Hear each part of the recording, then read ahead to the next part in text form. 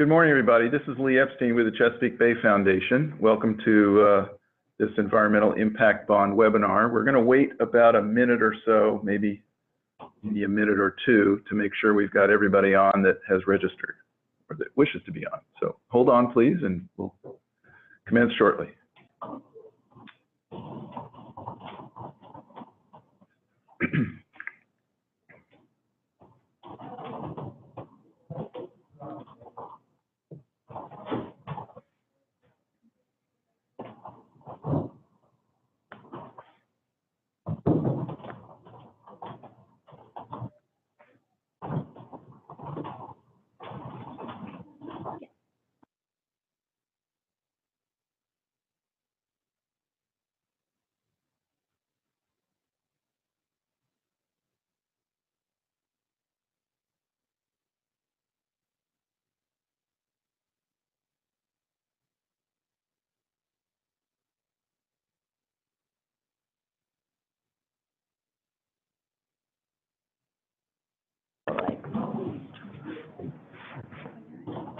Okay, well, I hope others will join us, but we should get started to keep everybody's time honest here.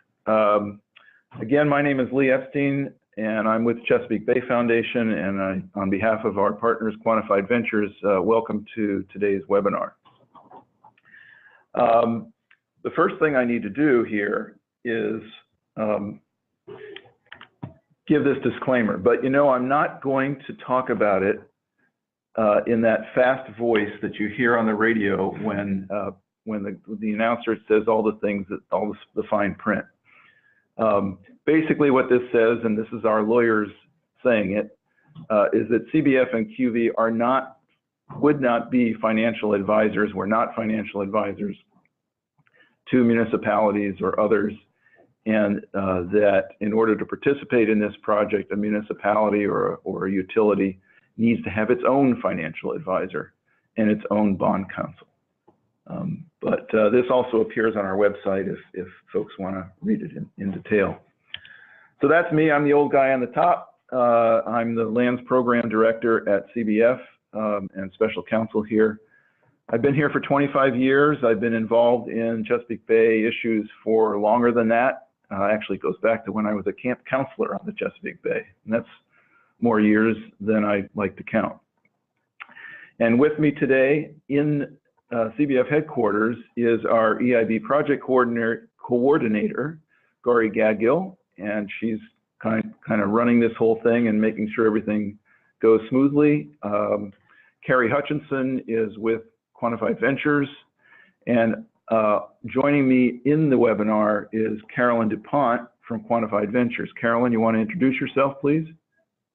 Yeah, absolutely. It's great to meet everyone. As Lee said, I am Carolyn DuPont. I run the environmental team at Quantified Ventures, and we've been collaborating closely with CBF over the past several months, getting this initiative kicked off, and really excited to share it with you all today and hopefully have the opportunity to work with some of you going forward.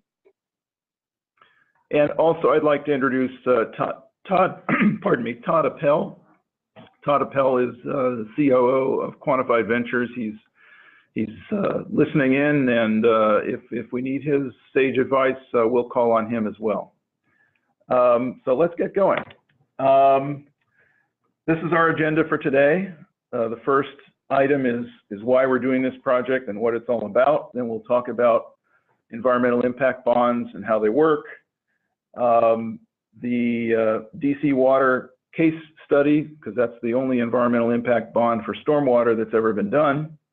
And then we'll close up with some frequently asked questions and talk about how to apply for this project if a municipality is interested.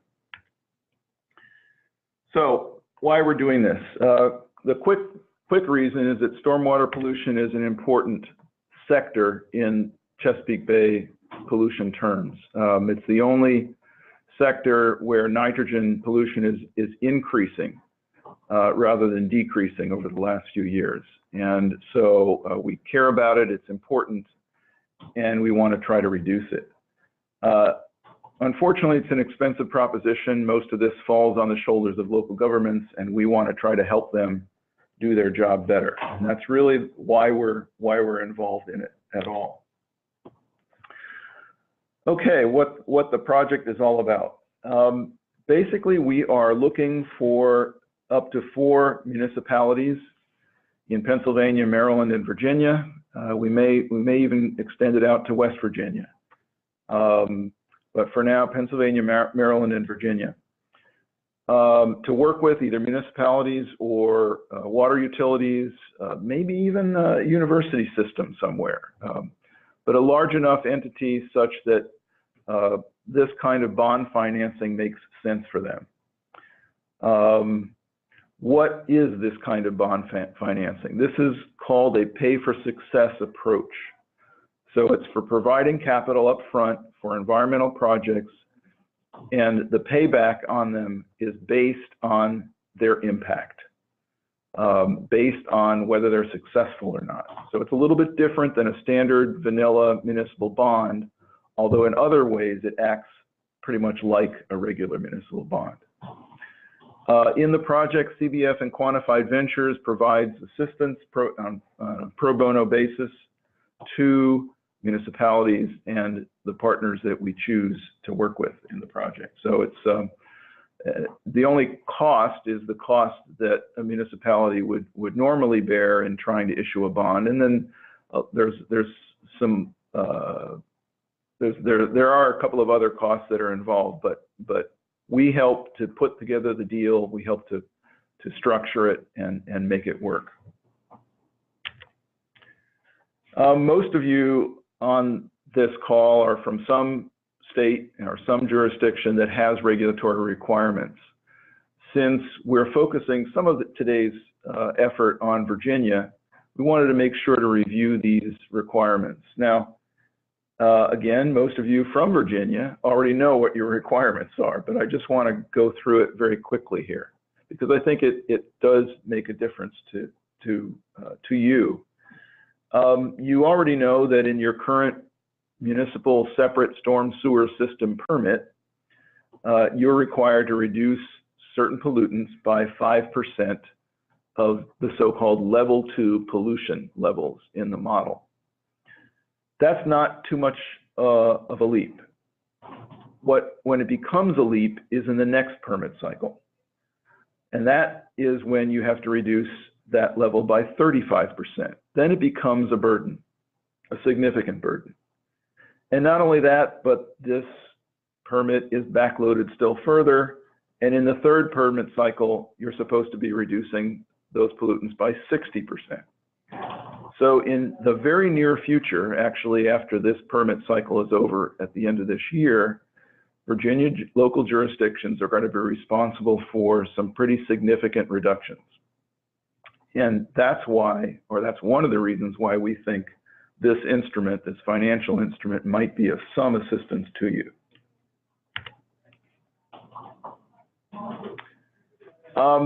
Just so you know, we don't intend this project and the financing available under it to replace the kind of financing that you can get in through your states.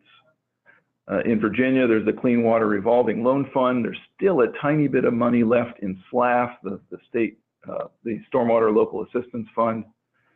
And you can get money at very good rates from those kinds of programs. There's somewhat similar programs in Pennsylvania and Maryland. But this funding is addition to that. It's a different means of financing. It brings new investors in. There are a number of advantages that we'll talk about in a minute or two. And then what you learn from the use of this kind of funding is really important, because it's performance-based, and it allows you to determine the way you want to structure your pollution reduction program going forward in a way that traditional financing does not. We're going to talk just about, I would say, 40 seconds here on green infrastructure. Most of you know what it is, but basically what it is the kind of best management practices that use nature or mimic nature in the way that stormwater runoff is managed. They catch the water near the source. They allow it to infiltrate slowly. In many of these practices, there are plants and trees and bushes and other, plant material that take up the pollutants as well as they filter the pollutants down through the soil. That's green infrastructure. That's what this project is all about. We're not financing, this project is not about financing traditional stormwater ponds or, curb and gutter and that kind of stuff. So that's just to make it clear. Okay. Sometimes green infrastructure is deemed risky because a municipality or the political leaders in a municipality or others don't understand it. Maybe even residents don't understand it. It's new to them, and they're not quite sure how it's going to perform. So that's a barrier that we think an EIB can help remove or deal with. Another is the perceived complexity of these projects. Because they are sometimes necessary to coordinate and align them across a range of stakeholders in a municipality, they tend to be more complex. So for example, if you're putting in a project and you need to involve your Department of Transportation, you need to involve your Department of Parks and Recreation, you need to involve your housing folks, whatever. It becomes a bigger deal and a little bit more complex. And then finally, standard financing may not always be available to you if you're doing green infrastructure. Now again, if you're getting money from the state through the revolving loan fund, those folks understand, and then that's a great source. But an EIB is another source. It's another kind of financing that you can add to it. Yes. At this point, I'm going to turn the show back to Carolyn, and she will take it away. Great, thanks, Lee. And I think before I start into the solution here, we'd love to just pause and take a poll of who's on the line, because that will help us tailor the remainder of the presentation to the folks that are on the line. So, Gory, I will let you go ahead and launch that, and if everyone can just really quickly populate the response here, we can move forward.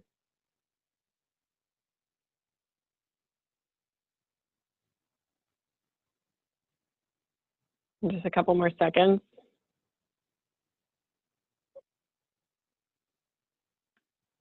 All right. CBF, do you want to talk a little bit about what the poll results are?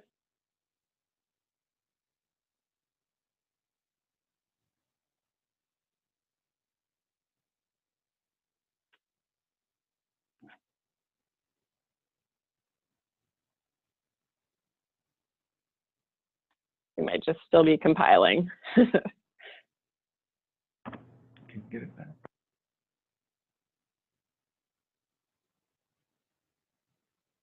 Okay, well, we'll keep moving then.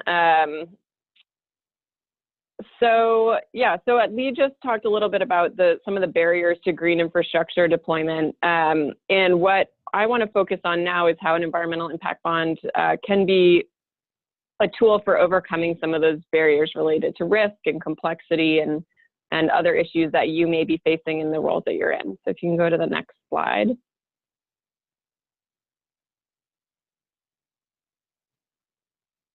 All right, so we're going to talk a little bit about this model, and we can dive right in. Next slide. All right, so this is the basic structure of environmental impact bond, and Quantified Ventures, the firm that I worked for, helped structure the first ever environmental impact bond with DC Water just about a year ago. And this is the generic model that transaction pursued. So we'll talk about this, and then we'll dive into the case study. So basically what happens here is we have Quantified Ventures and CBF as our partner. are working as sort of quarterbacks of the transaction. We'll work closely with the cities to help coordinate all facets of the deal, align all the stakeholders, bring in evaluators, everything else. So we're playing a coordinating function. In the transaction itself, investors will provide upfront capital through a bond investment. So private money will be deployed. As you can see on number 3, that goes to a public entity or partner. That could be the city or the water authority or whatever the entity is that is issuing the bond. That capital will go to constructing projects. And then between 3 and 4, we'll measure the success of those projects in achieving the outcomes that your particular municipality is interested in. And then the investors will be paid back by that public entity depending on to what extent those benefits are achieved. And as you can see, there's an evaluator that sits in the middle of this transaction. That's a third-party evaluator, a neutral party that will ensure that both the investors and the public entity are comfortable with how the outcomes are being measured and with the actual measurements that would trigger payments. So let's illustrate this with a case study. First, before we do that, some of the benefits that we see of this model are as follows. So first, it can provide new capital for difficult to finance projects. So you may have a clear way that you've been traditionally financing stormwater projects, but then these green infrastructure and resilience projects may look slightly different, or they may be deprioritized in some way as compared to other broader investments. Or the city, as Lee was describing, may just not be quite certain what's the right financing approach. That's a good application for an environmental impact bond to try something new and get new capital to do it. That then allows projects to get financed more quickly. So we see this particular initiative as a way for cities in the watershed to jumpstart some of their green infrastructure investments, learn from how those investments perform, and then be able to scale those investments in a smarter and more cost-effective manner.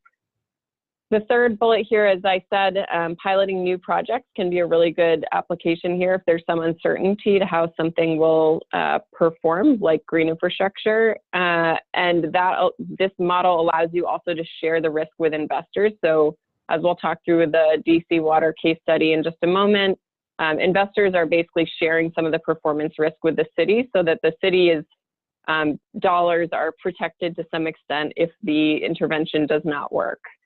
There's also a possibility to engage other payers through this mechanism. So some of the cities that we're working with right now are really interested in quantifying the benefits of their green infrastructure projects that accrue to other entities within government or nonprofits or other corporate actors. So that could be public health benefits or other types of economic development, job creation. And there's a way to use this mechanism to measure those benefits as they're created, so what we call the co-benefits of green infrastructure, and possibly engage other payers to help repay investors once those benefits are realized. And then finally, measuring outcomes and efficiency is a big focus for this whole initiative, which is to say this mechanism builds in a way to measure how well these investments are performing, and for the city to know, yes, this is helping us meet our regulatory requirements, or this isn't providing as much benefit as we thought, and that may change our investment agenda. So there's a big focus here on measuring outcomes and relaying that information into future investments. Next slide. And so what that means for your jurisdiction is that you're working towards this goal of cleaner and healthier communities. So these investments are really all about putting capital into projects that have many co-benefits related to, as I said, both the environmental and stormwater compliance, as well as these other types of neighborhood and economic development and health benefits. Obviously, there's a regulatory compliance component here of meeting your permit requirements, risk moderation in terms of how your jurisdiction is putting capital at risk. And then finally, there's an opportunity to engage supportive investors that may not otherwise come to a city bond issuance. So they may be place-based investors like family offices or foundations, endowments, or they could be local banks or other types of community entities who really want to put their money to work in your community for these innovative projects. And so that's an opportunity for the city as well to expand access to capital for the future. Next slide. So what does this look like when we work with a city? So overall, what we're proposing in partnership with CBF is what we estimate to be about an 8-month time frame. And that's from the point where we say, yes, we're excited to work together with your city.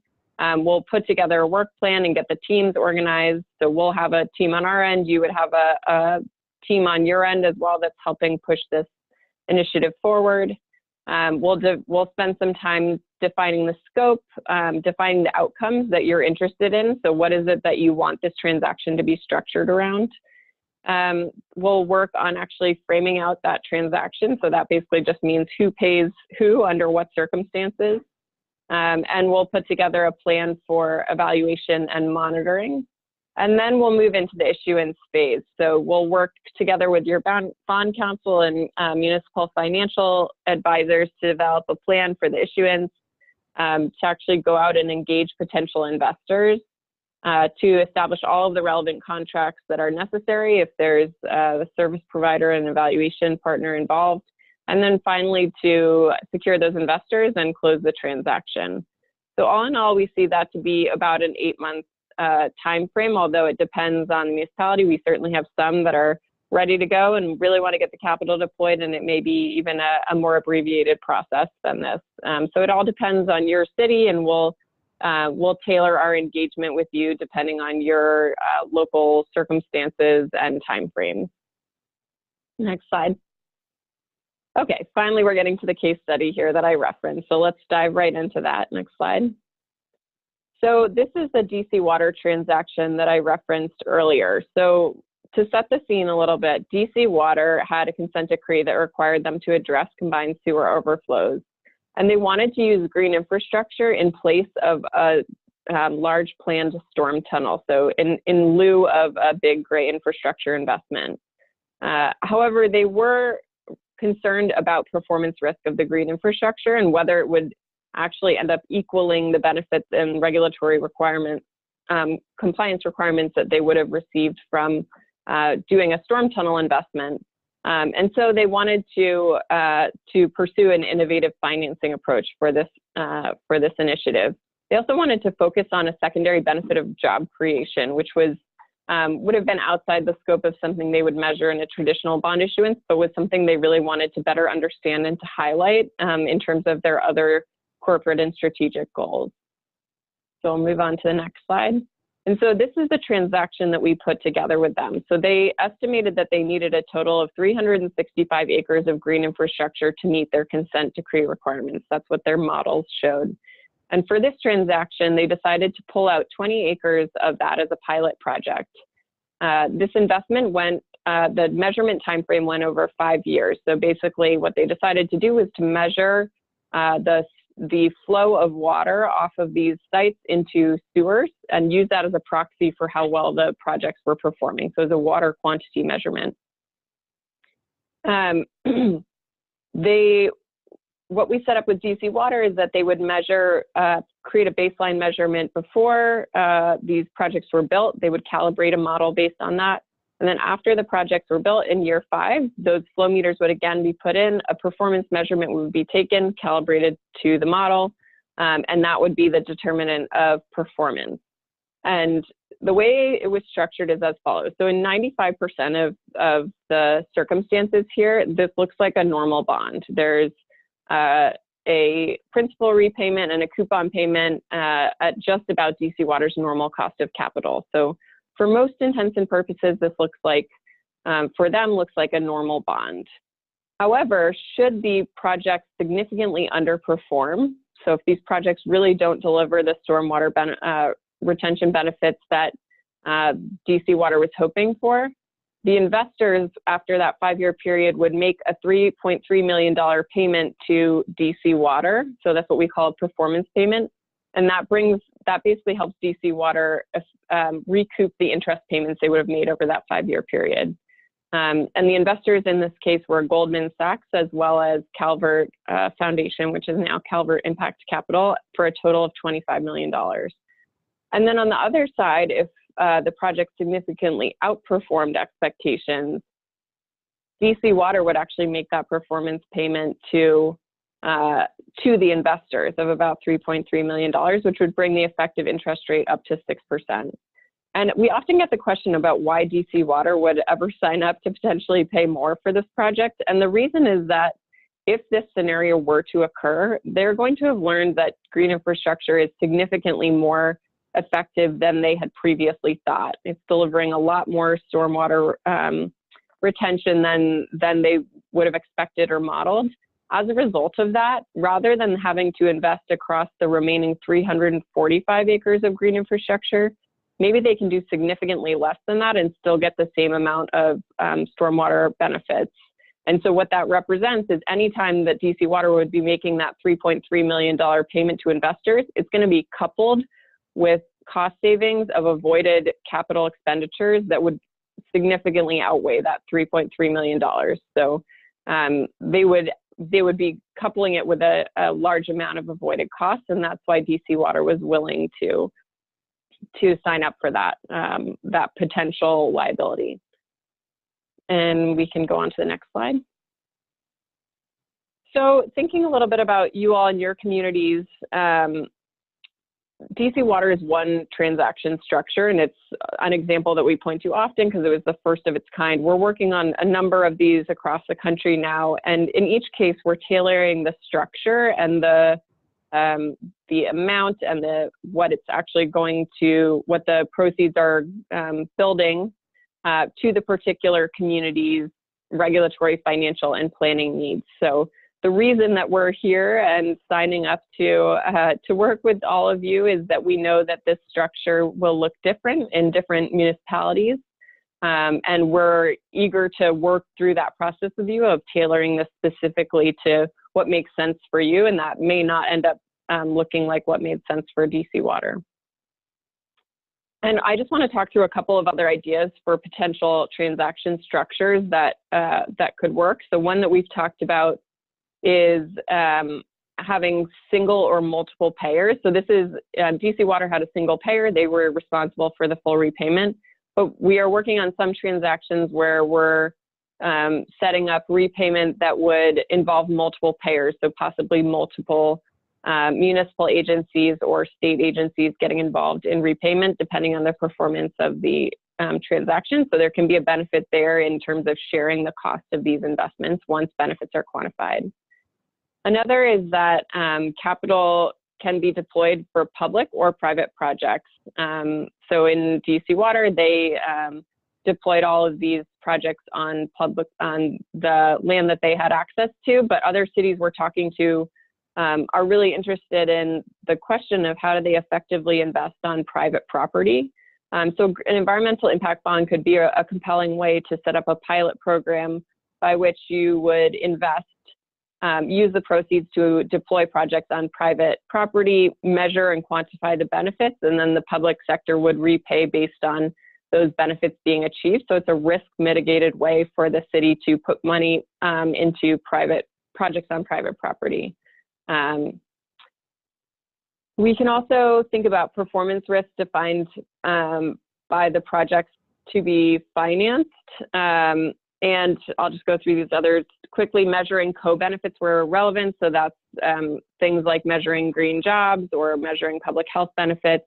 And then finally, DC Water didn't involve a guarantor. And when I say guarantor in social impact bonds, which is this sort of sister field to environmental impact bonds, often there will be a philanthropy or a government agency that will provide a guarantee to either the investor or the payer or both to help cover the risks that they're taking on. So a philanthropy could say, we'll actually make the performance payment if these projects fail. And that way the deal might become more attractive to investors. Obviously the deals get more complex and more people that are involved, but there is the possibility to have that conversation. And you can go on to the next slide. I believe that these just lay out some of the points that we just talked through, so I'll just hit that really quickly. DC Water was a model of sharing performance risk, so sharing some of that potential for the project underperforming. The next slide. Oops. Next slide. So as I said, another alternative is having multiple payors. So that would just involve having multiple people sitting in that payment seat. Next slide. Green infrastructure on private property. So this would have private partners or private property constructing and developing the green infrastructure projects. Next slide. And I should say, I think these slides will be made available to you all, and we're happy to talk through any of those particular benefits or structures, or tailor this to how this would be tailored to your community. So please don't hesitate to reach out either in the questions section of this presentation or as follow-up afterwards. But at this point, I'll hand it back over to Lee to tackle some frequently asked questions and application details. Great, thanks, Carolyn. At this point, I wanted to report back on the poll and also add that there's a chat box available on your screen. So if you do have questions that, as we go through the facts, the frequently asked questions, if we don't answer them at that point, we'll be happy to try to pick up questions that you have. So the poll, interesting group of folks here. You could have multiple answers. You can put in more than one thing. And the way it works out here is that we've got local or municipal government at about 30% of the participants, state government about 4%, consultants about 43%, public utilities 4%, university 4%, and other 30%. I'm not sure who the other are, but I guess they're not the ones that we had designated. So it's a pretty good mix, and we're quite pleased that some state government folks are on, as well as a lot of municipal folks. At this point, I'm going to go through some facts and how to apply if you are interested. But first, how we're going to be judging this? How would this, if you were to apply, how do we decide whether a municipality is the right partner? Again, we're looking at, particularly for localities in Maryland, Pennsylvania, and Virginia, and again, maybe in West Virginia. The green infrastructure projects need to be of a certain scale. And that's really because for financing purposes, it's probably not worthwhile putting out a bond, issuing a bond for less than around $3 million. So anything north, pardon me, north of $3 million is the scale that we're preferring here. And that may take working with other communities next to you. It may take some kind of coordinated thing if you don't have a large enough set of projects, but that's the scale. One of our funders for our grant that allows us to do this work on a pro bono basis is the Kresge Foundation, and they are very interested in how these kinds of projects can perhaps benefit disadvantaged communities. So we're looking in the applicants that come along to see whether some of their neighborhoods and the places where they might want to put some of these projects are indeed disadvantaged, and then maybe even whether some of the benefits, the co-benefits that can be achieved here are benefits that are very real to those communities. And then finally, financial fitness. We're going to be looking at credit rating, and we're going to be looking at other means of determining financial fitness. But the other thing that's very important here is how a community would pay back its interest and the principal. And that is really some form of dedicated funding. And that could be a stream of income that one gets from a stormwater utility, or some like set of taxes, or it might be a capital set aside of some kind that's segregated and dedicated to this purpose. But something that is quite clearly dedicated to repayment of the bond. So, is an EIB right for me? Is it right for my community? These are just some of the questions that you all need to ask yourselves. Pardon me. Is there a project to be piloted? That is there something new to be done, and can you learn something from it? Or an existing one to be scaled? So are there projects that you think you want to try out and perhaps scale up? Do stakeholders have aligned interests but need an incentive? So you might have city agencies interested in this kind of a model, but or interested in building green infrastructure, but there really isn't an incentive for them to all come together over something, and maybe this is the kind of thing that they can come together over. Again, is there a revenue stream that's sufficient or a dedicated budget for repayment? Is the transaction large enough? This next one is important. Is there an internal champion willing to help? We've found working in our region, and I know QV has found, Quantified Ventures has found working across the country, that it's really important for our community to have that person, that spark, who is really psyched up about using this kind of a financing mechanism and willing to work hard toward the end of issuing an EIB. And really the last one is kind of it's actually quite important. It's hard to measure, but does my jurisdiction value innovation? This is a new thing. This is an experiment for CBF and for QV, really. Does this kind of financing work in these kinds of situations, and does it help you realize your objectives? But you've got to be willing to innovate, and if you're not, as a community, this probably isn't for you. Okay, how to apply. We have an application on our website, which is at the bottom of this slide, www.cbf.org/EIB, as in boy. And you just go there and check it out, and you can download it and begin filling in what needs to be filled in. But basically, there's an executive summary of need, why you as a community want this and need it, want to use it. What are the potential projects that you would use it for, and the impact, perhaps, that you want to measure. Whether these projects and how these projects fit with the EIB model is important, and your view of that. Jurisdictional capabilities. Do you have financial capabilities? Do you have planning, implementation? Is your team assembled? And who will they be?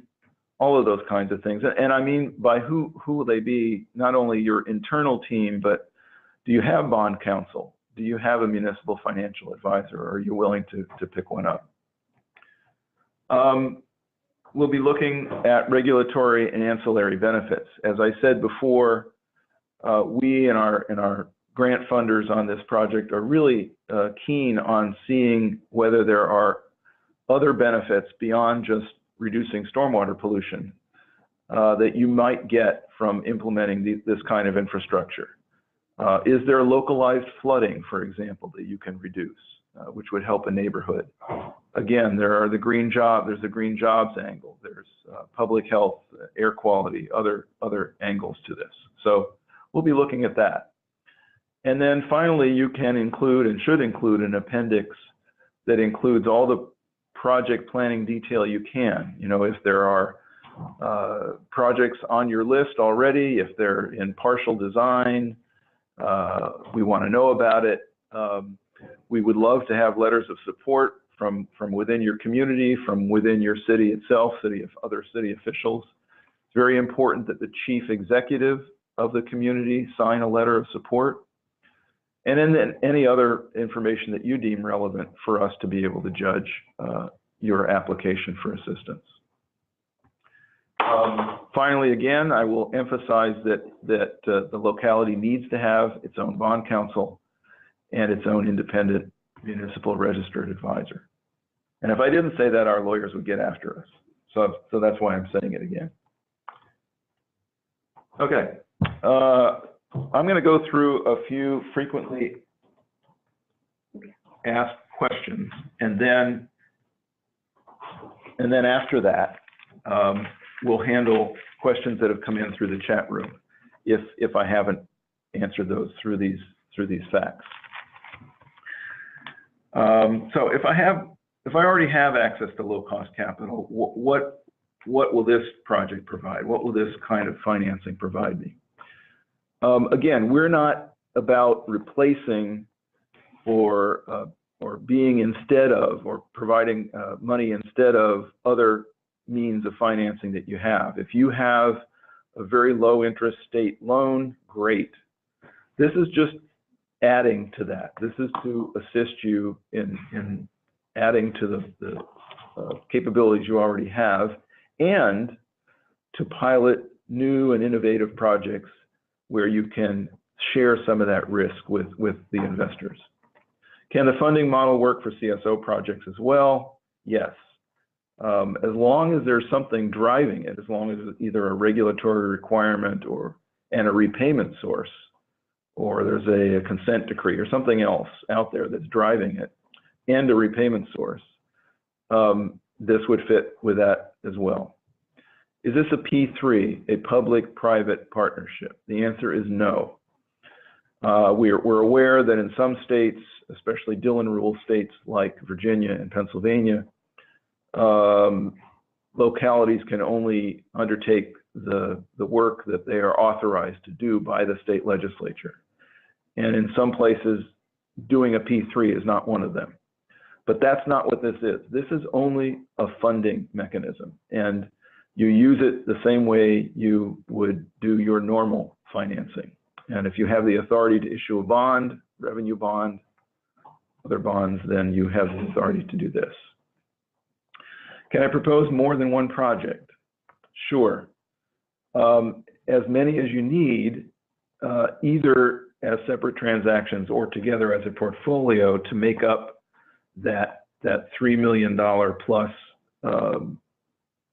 requirement that we have. Can I propose something that's not green infrastructure? The answer is no. The grant that we have that we're working on this project with, and our intention here is to promote green infrastructure. That's our target. There may be other benefits, flood control, climate resiliency, local employment benefits, et cetera, but we really want to focus in on green infrastructure with this kind of financing. How will performance be measured? We mentioned that there's an evaluator that's involved. That's someone who is not CBF, it's not Quantified Ventures. That evaluator would need to be hired and would measure the results based on the metrics, the outcomes that the community chooses in consultation with us. Can I propose a project where another group is the payer, such as a water authority? The answer is sure. The payer needs to be creditworthy, just as the municipality would need to be creditworthy. And it needs to have a dedicated payment source of some kind. And the last two that we have been asked a number of times that we're putting on here are these. Can my municipality work in concert with nearby municipalities? And the answer is yes. There are places where municipalities are really too small, and the demand for the infrastructure that they need to put in is too small in terms of the cost, that it would satisfy the approximately 3 million or so as a minimum that we've set. So there are certainly opportunities out there to join with municipalities nearby and put together multi-municipal agreements or contracts, and then satisfy the other requirements as well. And finally, we get this question often: what's the interest rate? We don't know. That's the answer. We don't know what the interest rate until we work through it with you. In the case of DC Water, that was what they normally pay for through a municipal bond mechanism, the traditional cost of capital. The interest rate, the performance thresholds, if there are thresholds similar to the DC Water example, the payments, the evaluation period, those are all negotiated. Those are all part of putting together, coordinating the deal, and that's much of what we help you with as we go through this process. So that's pretty much what I've got. And we do have questions. So I'm going to try to address them here. So let's see. One question is, who pays for quantified venture services? And the answer is, it's all paid for. They are our partners. They, we pay them through the grant money that we have in hand. And so it's CBF and QV together that come into your community and work with you to put together this project. Another question is, what's the benefit of EIBs over the state revolving fund? We talked a little bit about this, and really each municipality has to look at its own situation and evaluate all of their options for paying for this kind of thing. And each municipality needs to decide for itself whether the risk sharing or the measurement of other benefits or the other attributes of an EIB makes sense for them.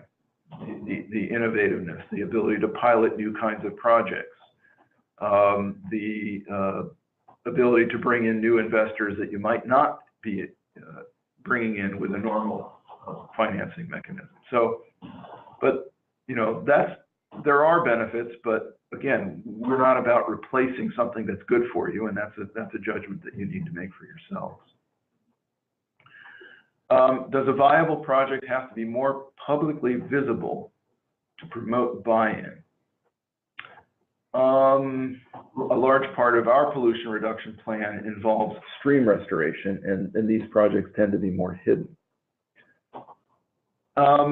Well, I think it's true that we're looking mostly for internal buy-in within a municipality.